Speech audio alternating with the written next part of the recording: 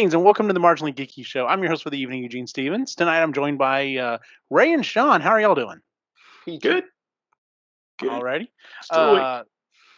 I know, right? It's a couple of days after Halloween here. We were actually talking before the show, just kind of talking about how many trick-or-treaters and stuff we had and the inclement weather in some cases that, kept them from coming. So, but otherwise, y'all had a decent Halloween? It was decent here for the most part. Got to see a bunch of kids. My neighbor made delicious apple cider that she put orange slices in. So good. Oh, that sounds interesting. Yeah, it was good. Hmm. And then so we had some of that. And then my projector actually worked, and I scared some teenagers, and I got it on my Nest, and I'm like, "Fuck yeah!" Yes, I saw that. That was awesome. So So I may have to introduce a projector into my stuff next year. So, what about you, Sean?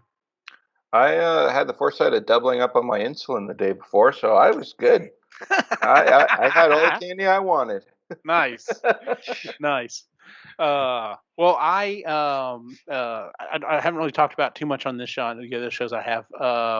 I completed my ectomobile, and so we drove around the neighborhood. The kids were dressed up, and some of the adults were walking, and my wife drove the ecto around.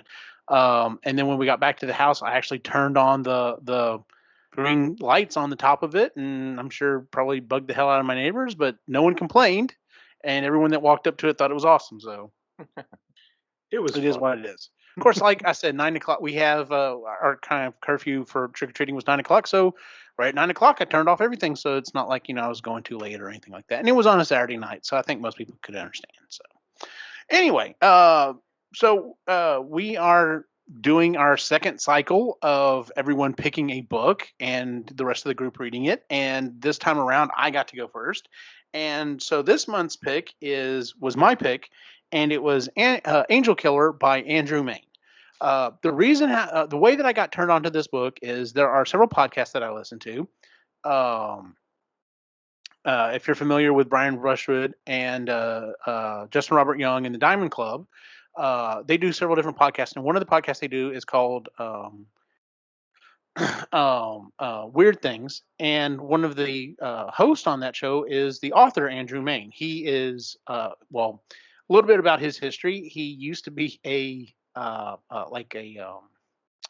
cruise ship magician, and figured out that he wasn't making a lot of money doing that, so he figured out the money would be in actually designing and selling tricks. So he started doing that, and then he's kind of done a lot of different things, and then he got into writing and wrote several books that he actually put out digitally, and this is actually his first one that was actually picked up by a publisher and published and everything else. And since then, he's actually got several different series out there. But this is the first book in the Jessica Blackwood series, and I've enjoyed almost all of his books. Some of his series, I really do love, and I've always enjoyed this book, which is why I picked it. And I thought the rest of the group would find it interesting as well. It was also a litmus test as to what some of our members could handle. Now, Jennifer is still doing her thing in Ireland and is pretty busy with apparently she's hiking and doing homework. That's her life right. But apparently it was a little too intense for Chris. So, and I thought it might be, and I thought, well, this would be a good test for me to judge, because like I was telling the guys before we started the show, some of his other books get even more graphic and murdery. So, with that being said, so initial thoughts, Ray? Not gonna lie, when we first started it, I wasn't sure which way this was gonna go, whether it was gonna go paranormal or not. Mm-hmm. And then it went the way it did, and I was like, okay, I'm okay. And then it kind of ended, and I was like, oh, okay, that's how we're gonna end it. I guess we better get the next book. All right. So, I'll leave it at that for now. Okay. Sean? It took me a little bit getting used to the narrator. I've heard I can't remember her name. I've heard her in a few other things. By the end of the book, I was used to her, and she was doing pretty good. As for the story, um, it seemed like it had a lot of stuff.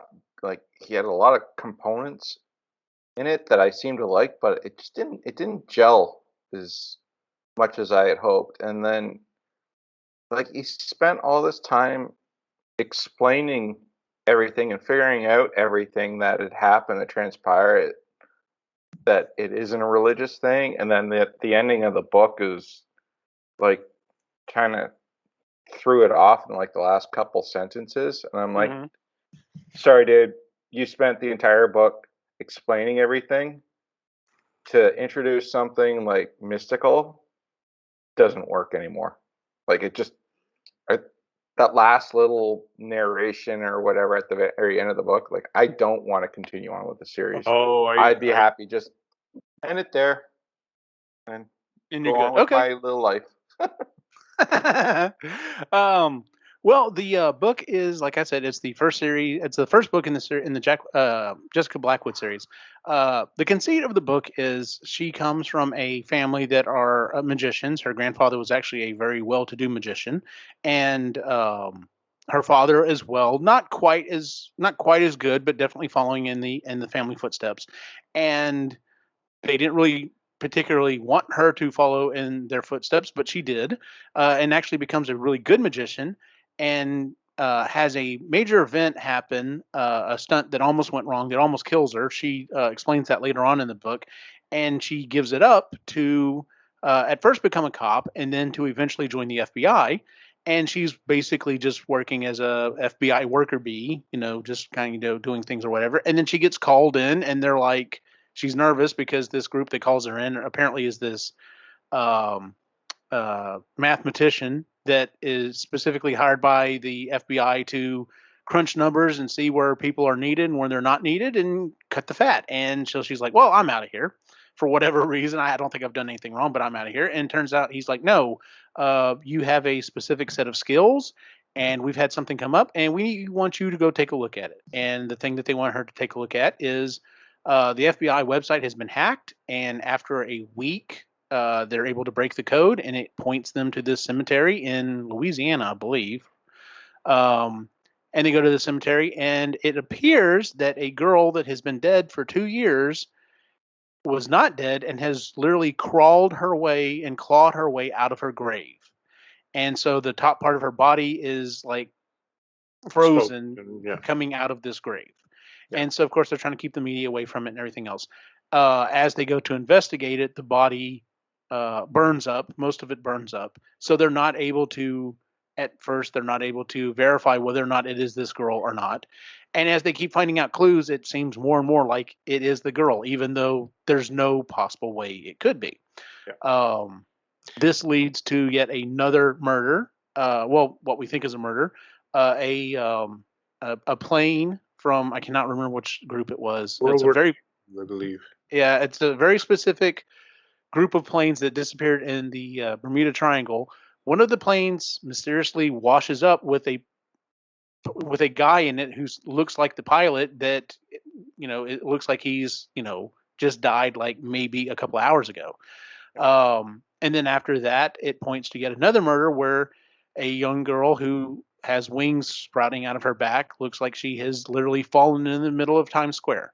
And the whole series of the book, she is um, going to these things and looking at it from a magician's viewpoint, trying to figure out how was this done, because the person who is taking credit for it is referring to himself as the warlock and try to pass himself off as being a supernatural entity that can, do these really miraculous things, bring people back from the dead, pull an angel from heaven, pull things from the Bermuda Triangle. Yeah. So Can I just say, when the book started off, it said so it was going to be narrated by two people, is what it said.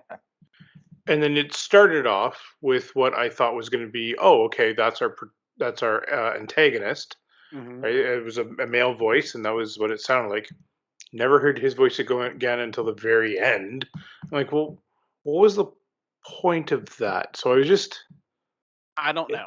And that's the only time it does it in the book series, except for his absolute newest book, and we'll talk about that near the end here. But Okay, so yeah, it was a little confusing because I thought, oh, okay, maybe they're going to share the role in that whenever it's a male or from the other person's perspective, we'll hear him. But no, it was just the one narrator the entire time, except for the very very beginning and very end, which kind of threw me off a little bit. But I loved the premise of this. I will say I love the premise of this.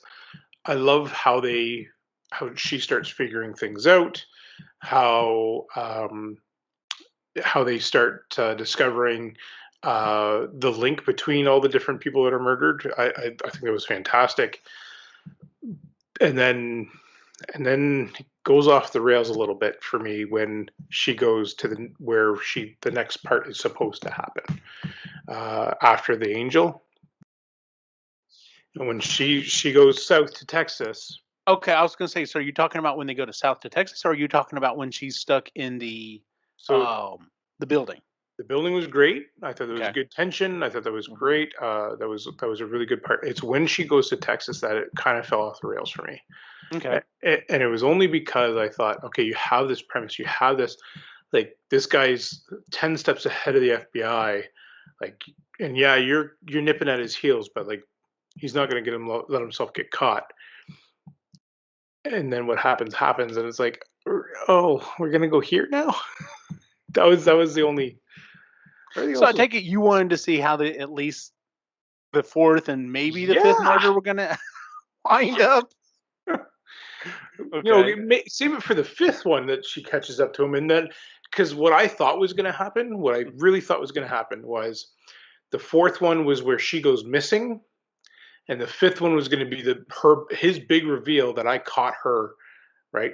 And in full display of everybody, the witch was going to die.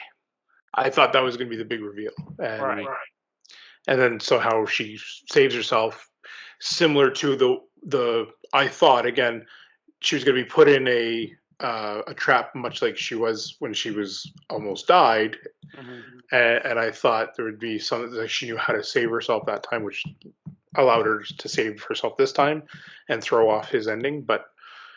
Anyway, it didn't go that way. No, it did end up a little differently.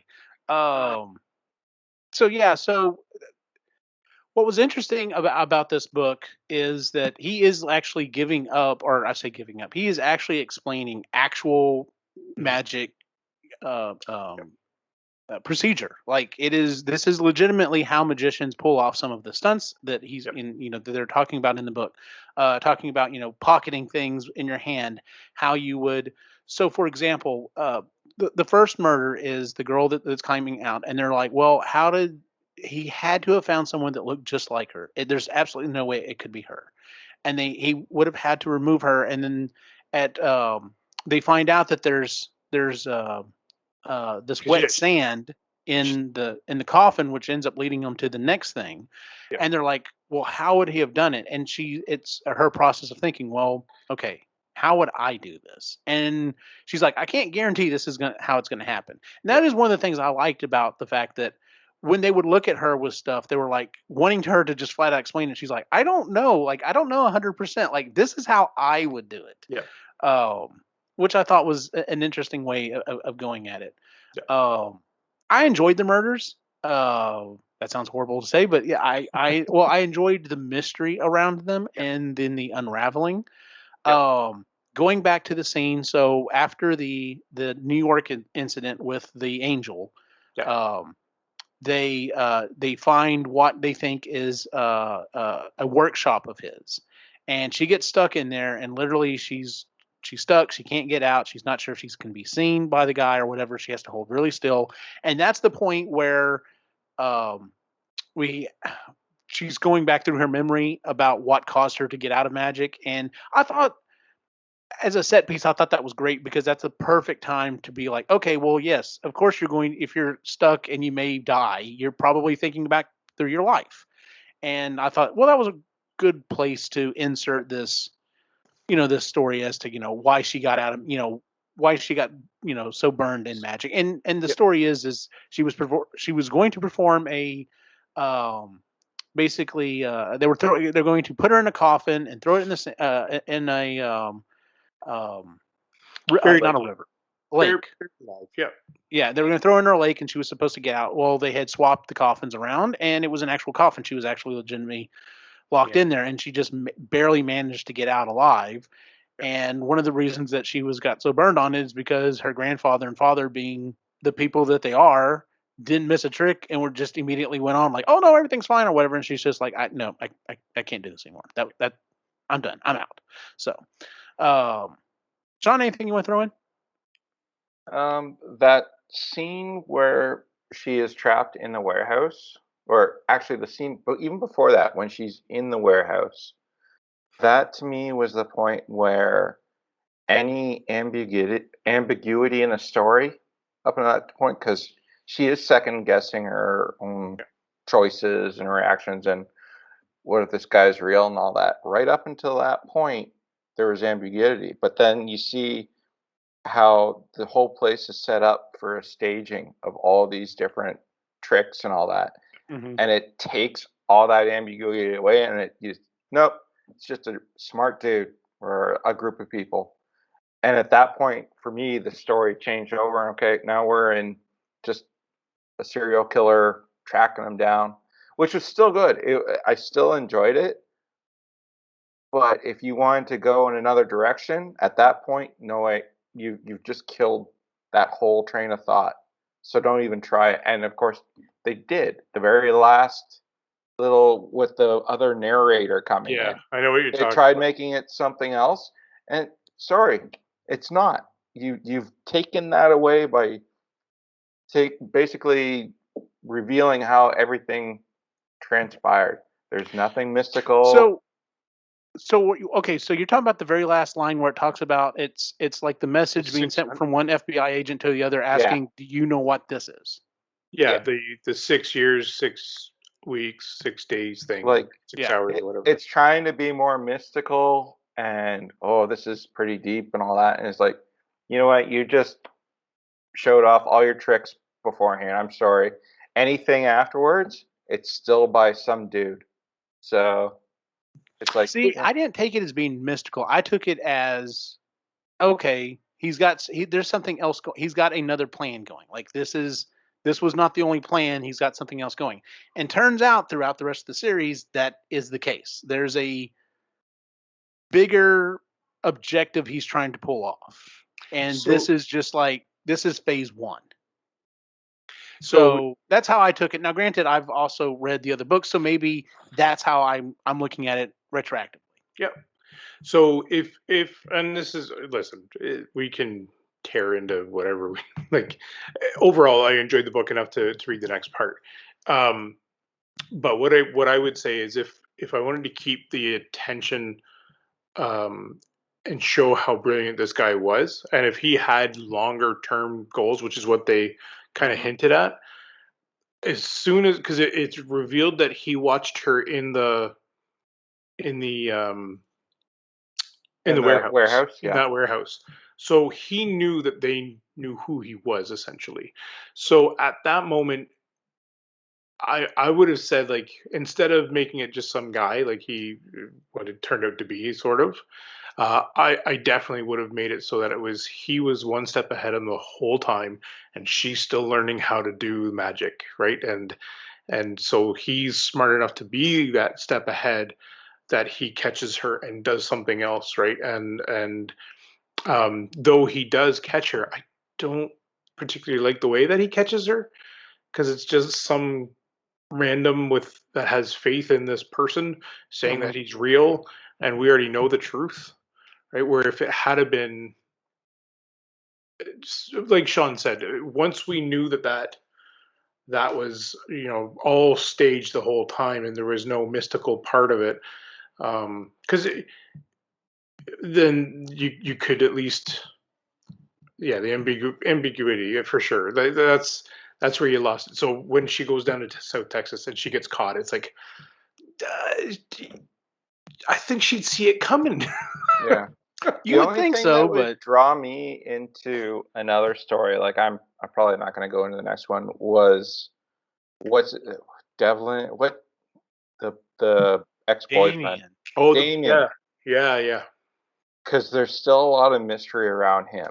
Yeah. Okay, so And I like was going to bring that up in a little bit, but let's go ahead and talk. Let's go ahead and talk about Damien. So she has this stalker friend, ex-lover. It's kind of hard to explain. Basically, all of the above rolled into it, and it sounds like he's just a super smart guy. She even compares him to the real life guy from Catch Me If You Can.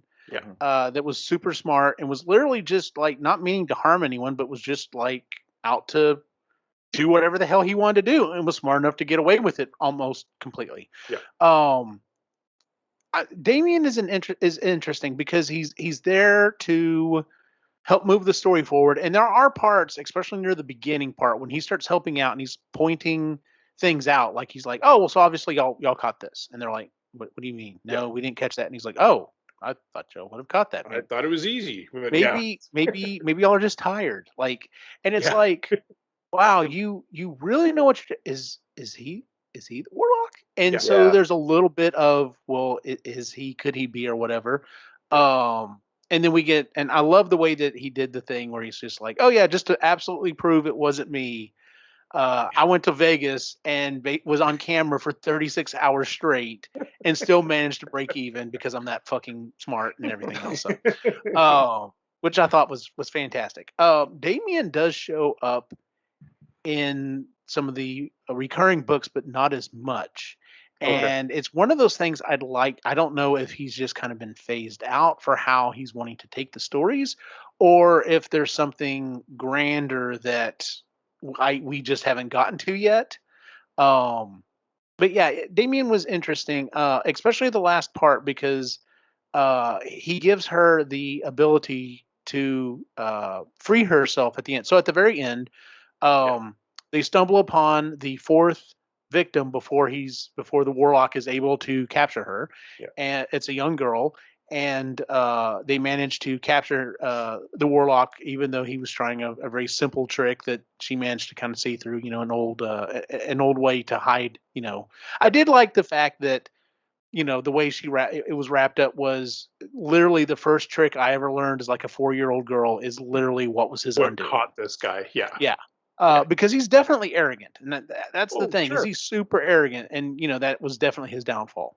But yeah, and then she gets captured by basically a religious zealot to the warlock, and is he's planning on trying to kill her and drugs her, and the only way she's able to fight off the drugs is because of a antidote that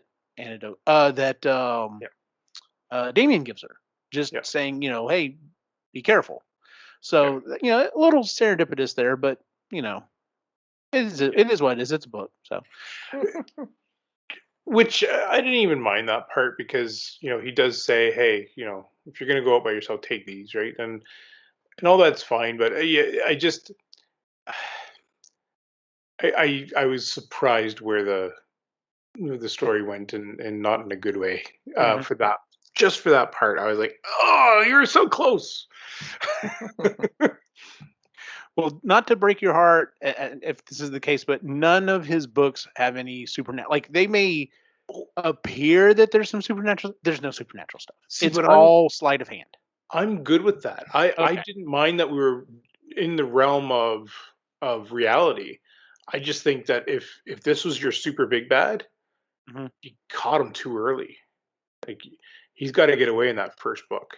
If he's gonna be challenging her to the point of like being the expert that she's supposed to be, and she's got to prove herself to the FBI, I think the first book he gets away.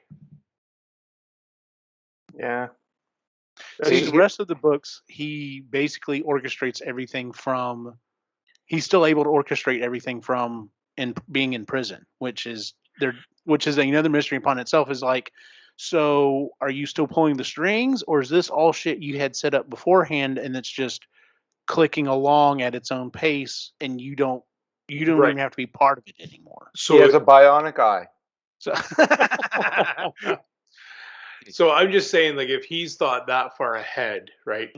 I would have played it off as it was yeah, I don't know. I think he would escape that first book if it was me writing it, just to create some more intrigue and say, hey, she's got some more to learn here before she can capture this guy. But that's just me. So Gotcha. Let me see. Some of the other things I wanted to talk about. Not how, only use of magic. Like I don't really have any interest in like. I mean, I watch a couple of different people who do like show magic, like Brian Brushwood on the internet. I watch, and I've learned some things, but I don't really have any interest in practicing, yeah, magic as it were. I find it interesting, and I'm amused by magic, and I think that's one of the reasons why I enjoyed the book so much, because it was like, what if someone was smart enough and had the skill to do magic, actually yeah, was like, oh no, I'm gonna do some bad shit. yeah. So, but I, yeah, I think that was one of and the reasons I enjoyed it. I love that premise of it. I enjoyed, like you said, it's kind of weird to say, but I did enjoy the different scenes that were created for the illusions. I think it's really interesting as to where all of it was going. Um, and the other thing too was the whole his selection process. I don't know if I mean if whoever's listening to this is probably already listened to the book anyway. So Yeah.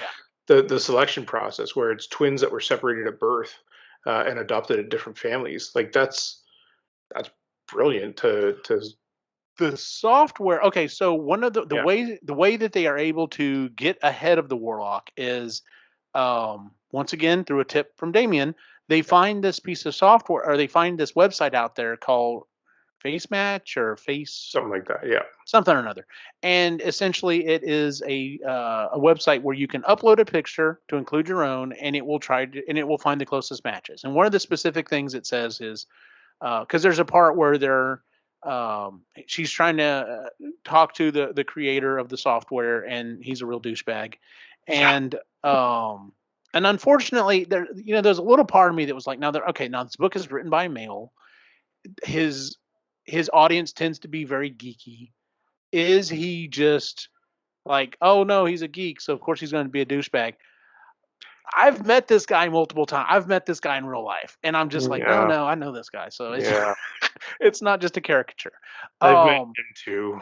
but he specifically I shall. says the reason why it's so mine is so much better than everyone else's is because they try to match you to a celebrity, and he's like, I'm not doing that. I'm legitimately trying to do these Yeah, face matches. So what the killer does is he's found two girls that happen to be twins. In the case of the second time, he found one of the Avengers. It was the Avengers. yes, that's right. He found one of the Avenger pilots, and then found someone who looks like that in real life, and ends up killing that guy and stuffing him into the Avenger to get the thing. Um, and then somewhat similar with the third girl. Yeah, But yeah, the software, I was like, I could see something like that being really popular in real life. In fact, yeah, because that he's, and it's funny the way that he put it in this book. He's like, yes, every so often you see one of those things come up on Facebook. It's like, oh no, who do you look like? And I'm just like, yeah, I just happen to look like this famous person. Sure, I do. Yeah. I have So that though. yeah. So um, the last thing I wanted to bring up was, so let me ask you this: after COVID, after everyone's reaction and action to both COVID, the theories behind COVID, uh, the I keep wanting to say antivirus. It's not antivirus. I'm thinking computer wise. The vaccinations, the vaccination alternatives in quotation marks. Um, if someone really did this in real life, someone was smart enough and had the ability and pulled off these first three miracle deaths, how do you think people in real life would handle it? There's a lot of morons out there I think that would exactly just the way suck it he up. portrays it in this book is how it would be. There would be people who are level-headed, like there's no way this is possible. This is not real. It has to be a trick. There has to be something behind this. And I would put $1 million on it. There's going to be a group of people that swear up and down, oh no, this guy's legit. This guy has legitimately brought back the dead and pulled an angel from heaven, and this is the second coming, and just lose their damn minds. And Fox News would be leading the charge. and that guy. Yeah, I can't really. Oh yeah. Oh yeah. I'd be done. Yes, if he was on the list, you'd be in trouble. So, yeah, no, I agree with you. I think the human species is not that bright. So sometimes, yes. Yeah, I as a whole, we aren't very smart. Well, that's pretty much it. So, just kind of a wrap up. Like I said, I enjoyed it. I'm trying to think. I think there's at least 2 more in the series. There may be 3. I think there's 3. I took a look at it earlier. The latest final one came out last year, I think. Yeah, so the newest one actually crosses over with another one of his characters. And so in order to get completely caught up with this series, the Jessica Blackwood series, you also have to read another series of his, The Naturalist, because eventually she crosses paths with the main character from it. I enjoyed that book. The only thing that would have made it better is he's got a couple of other series out there, and I was just like, oh my god, is this his Avengers like team up? Is like all of his main characters going to come together for the one big bad? And even then, we still don't. The Warlock. I will tell you, the Warlock is still involved. I don't remember any word of Damien in this newest one. Like I said, I don't know if it's just because he's kind of vestigial tale written him out, or if he's got some kind of bigger plan. Knowing the author, I could see there's definitely a bigger plan. But yeah, it's I've enjoyed the series. I enjoy most of his writing, and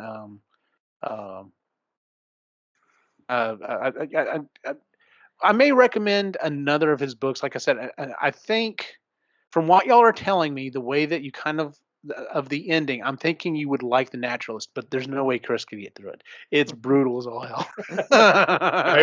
Yeah, you did tell me that. Yeah, well, right before the show started, you told us the premise of that one. So I'm interested enough to definitely go in and listen to the rest of this. Okay. But I think we've lost Sean, so it's yeah, and that's fine. And to each their own. So yeah. So final thoughts. Like I said, I really enjoyed the book.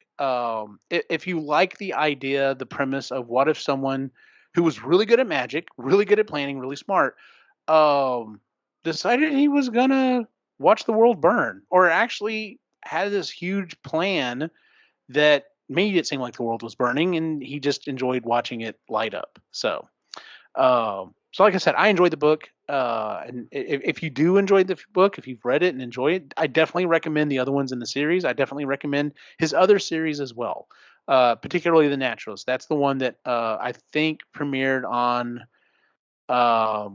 New York Times bestseller, like #1 or whatever. He's got some cachet behind him now, so his books are getting, as they come out, are getting some real attention when they come out. So, Ray, final thoughts? I enjoyed it enough to keep going in the series, so I'll see where it all goes. I do already have the second book downloaded. I got to start listening to it now, because I'm already prepared for next month. I think we all are. Yeah. And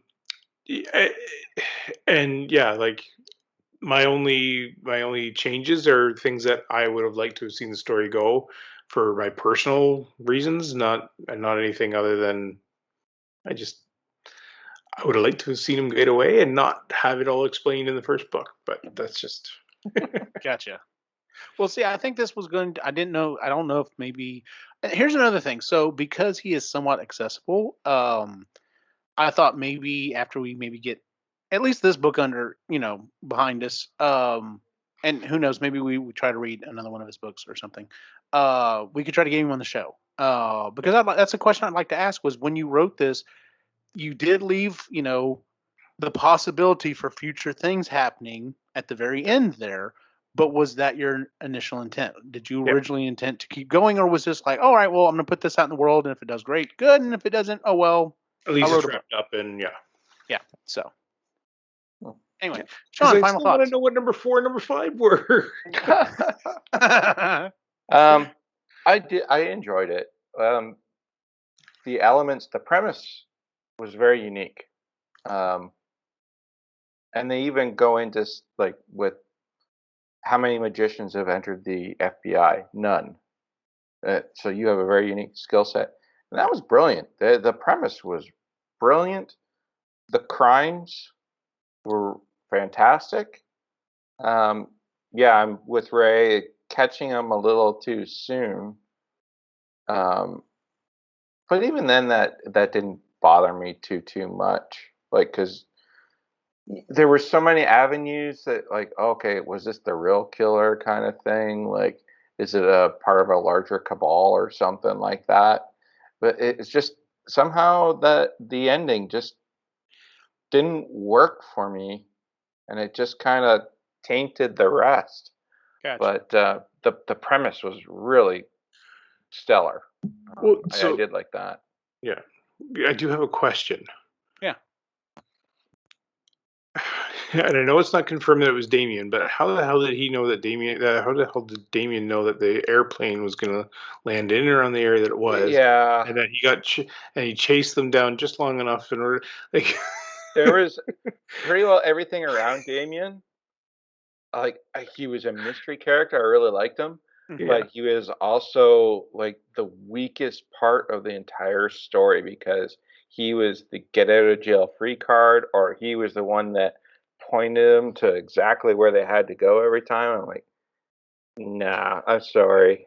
I will say, up until that point, I was okay with everything Damien had done up to that point. That final point, the only thing I was like, well, I would have liked if maybe there had been like, when we found you, you were hurt or whatever, you've been asleep or whatever. By the way, we found a tracker on your body.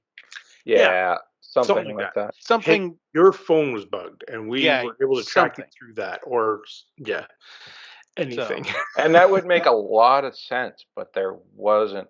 Or the drugs. Like, giving her the antidote was like, okay, to me, you're a part of this whole thing, if not masterminding the whole thing now. No matter who they got in jail, it doesn't matter. This is all like friggin' I love you letter to Jessica. yeah. I did think that at one point was like, see what you're capable of, right? And him being behind the whole thing, because it was a, look, I created this for you, and you Yeah. passed flying colors, and I wanted you to see what you were capable of, and this is all to prove to yourself how you like. I thought that's where it was going to go at one point too, but obviously. Oh yeah. It was too, like, maybe one thing he points out, but there was too much stuff that he was like giving up or solving for them, and it was like, sorry, no matter how smart you are, you can't figure that out unless you already knew what was going on. So, Well, and it was you've like, done it before. yeah. Anyway, Well, see, I'm interested to see, if nothing else, I'm going to keep going with all of his books just because, and I don't want to give anything away for this last one. So I'm hoping Ray's going to stick with the series, if nothing else, because I need to talk to someone about this last book because I'm like, if this happens, if this happens in this book, the way it happens, I'm like, then what about this though? Because, like I said, unless you just forgot about it and written it off and you're not worried about it, there's going to be consequences, and and they're not going to be good. And I'm just like, so I want an excuse to talk to the guy. That's what it boils down to. And so like I'm in on the journey. I've got the second book. I'll get through that one, and then I'll let you know where we go from there. So Good deal. should I get up to that last book for her and then go to the naturalist, or should I go to the naturalist? So you need, I'll look through it and figure out which ones are just strictly her. Yeah. Finish those, and then you need to read the naturalist series. Okay. Next. So, all right. I've got her next one. So okay, cool. Well, with that, let's go ahead and move on to what else we've been reading. Ray, have you been reading anything else? I have. Oh, what is it called? I got to go back here. A Deadly Education. This was by Naomi Novik. basically it's kind of like a magic users type of book. Mm-hmm. And there is a cost to using magic. But she's at a school, and the schools in this universe, in this particular one, this school, like there's other entities that will eat people that use magic. And so her whole education is a school that teaches them how to use magic. And your graduation is you have to fight your way out of the final floor, right? So you start on the top floor and then you go through all the way to the basement, and your graduation is through the basement. And that's where all the big bads are that are trying to eat you. And if you survive, you graduate, and if you don't, you didn't graduate. So it was kind of a Okay. it was All interesting. right. What I liked about this one though is one of the differences right off the hop is that we are not following the hero. We're following one of the side characters that is just trying to make it and just trying to get by, while the one that has the superpower and like is like the Harry Potter, I guess, without any better uh, words. You have him kind of as a side character for our main character, and so he's off doing the thing and trying to save the world, and she's just trying to survive. So I thought that was kind of cool. Yeah, it's kind of interesting. Yeah. So there's 2 books out for sure. Graduate. So yeah, the first one's A Deadly Education, and then the last Graduate is the next book. So these may be recommended at some point. Okay. Sounds interesting. Sean, you've been reading anything else? So I did The Wizard's Butler. Is that the pick for next week or Yes, next it month? is. Next Yes, month. it Yep. is. Good. I'm ahead. By Nathan Lowell. Excellent. Really enjoyed it. And then I also read The Apocalypse Machine by Jeremy Robinson. It was okay. I like a lot of Jeremy Robinson's stuff. It's always kind of a big picture science fiction grounded in Earth, and you can have like aliens and stuff like that in it. And this was no exception. It was basically a guy wakes up a creature that basically is miles tall, kind of thing, and wipes out all life on Earth so it can start again. It was like the source of like multiple extinctions. Um, and yeah, the first half of the book takes place as this thing's walking around creating earthquakes and tsunamis and purposely destroying the earth and seeding it with new life. And the second half of the book is um, the survivors, the humans, having to adapt and stuff like that. So it's a happy book. Yes. It's there's a lot of Damien type stuff, like the far-fetched stuff in it, but he doesn't pretend to explain it or anything like that either.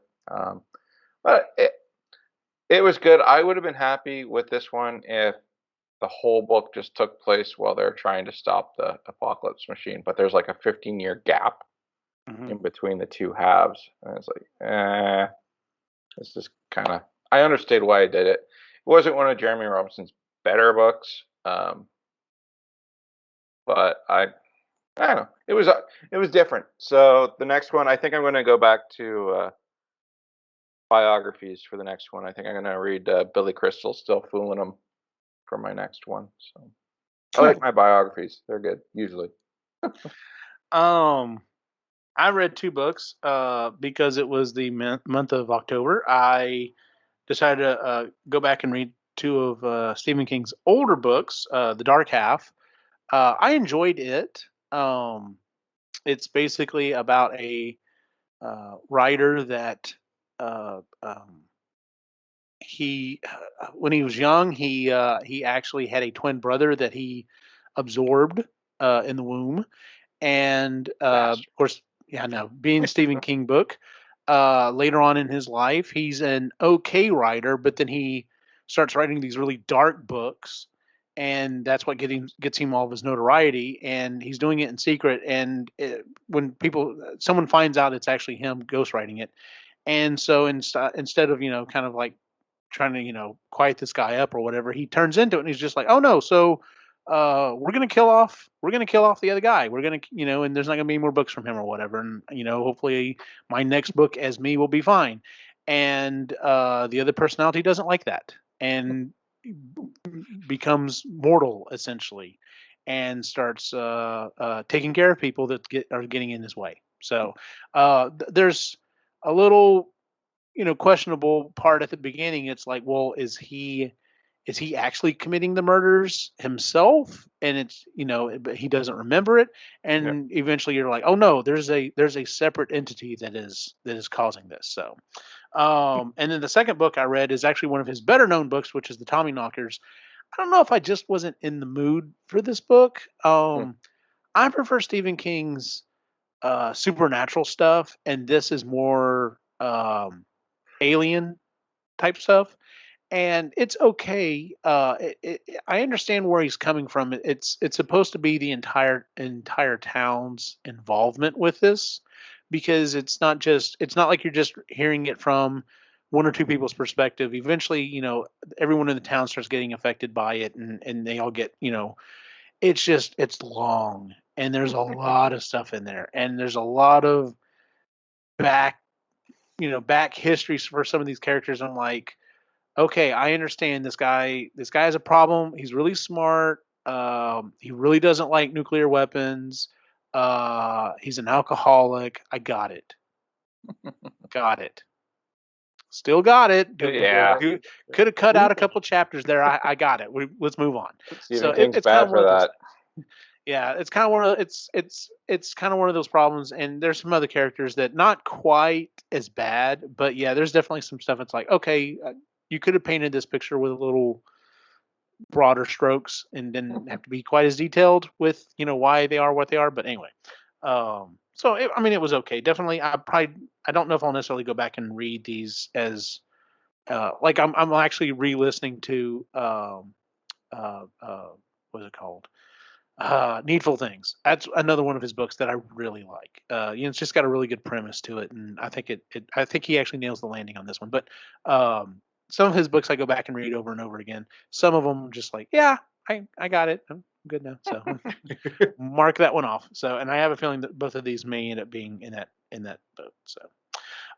So like I said, we had divvied up the books and decided on an order. Our next book, like Sean said, is The Wizard's Butler by Nathan Lowell, who is not a unknown entity on this show. The only have we read it? We haven't read any of his books yet, have we? Not on the show. Not on the show. It's on my pick list. Yes. Yes, we are finally delving into that because, dear God, I love that series. Yes. So we're probably going to be going down the rabbit hole here pretty quick about a series that he's done.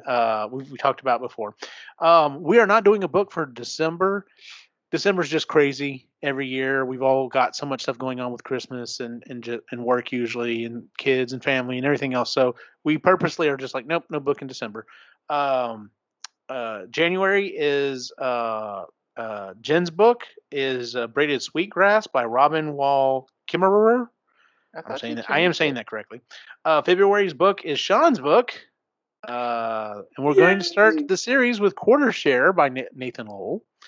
And then March is New Spring, which is Chris's book by Robert Jordan. So yeah, that's what we'll be reading here in the near future. And then we'll decide whether or not we're going to do another round of this, or if we're just going to jump in with both feet and go through those share books. So go through all the shares. If we go through the shares, we could do that in 1 month, because I think all of us have read it enough. We could just do 1 month of all of them. The problem, I was going to say, we may have to at least double or triple up some of the books, just because there are a lot of them. Number one. Number two, I'd have to go back and listen to them individually, because they all are just this wonderfully woven tapestry that just kind of flows together. There is kind of a break, I think, after the first three.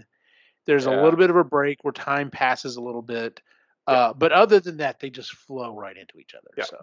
the first three, and then the second set, and then there's a bit of it picks right up, but it feels like a different series afterwards. Yeah.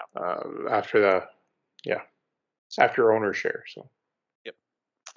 Well, that is our show for the month, ladies and gentlemen. If you would please give us a 5-star rating on iTunes, Google, Stitcher, wherever it is you listen to the show. You can find us at epicallygeeky.com, where you can also find all of the shows that we do, including the Epically Geeky Show, the Creatively Geeky Show, and I think Sustainably Geeky is on hiatus right now. I'm not 100% sure. Like I said, Jen's kind of busy with school and ironing things, so yeah, I'm not. If we get an episode out, we'll make sure we post it and let everyone know. So, but we're continuing on with the Epically Geeky Show and the Creatively Geeky Show. So, and then you can always find us on all the social media at Epically Geeky on Facebook, Instagram, and Twitter. Where can we find you online, Ray?